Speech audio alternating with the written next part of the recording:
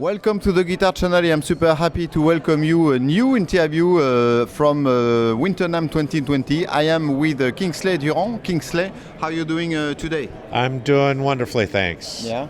I suppose it's not your first time at NAMM, right? No, it's not my first time at NAMM. I've been coming since the mid-90s. Okay. Not every year by any stretch, but when I can and when I feel like it, and when I have a new record out or We are going something good to share. We are going to talk about that record. Tell me, what would be your best memories from past edition of Winter NAMM? Actually, one of my best memories wasn't actually here. It was when it was in Los Angeles, and I went out to dinner at a Korean barbecue place with Ken Parker and Rick Turner and a couple of other famous builders, and just had a great time. And to me, that's one of the best things about NAMM, is that chance to connect with people who build guitars and are into guitar music. And you are what we can call really a guitar connoisseur, right? Because you have quite a nice collection. Connoisseur, yes. I like to say accumulator, because they just sort of accumulate. Yeah.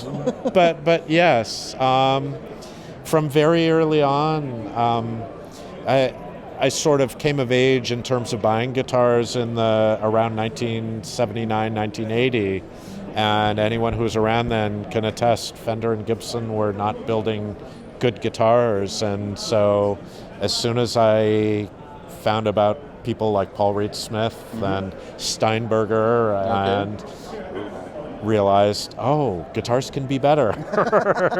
And I've been on that path ever since. And what was your very first guitar? My very first guitar was, I stole from my mother. It was a Decca classical folk guitar that I learned to play Rolling Stone songs on in the late 1960s. And my first guitar that was actually mine was a Yamaha 0018 style acoustic. Okay, very cool.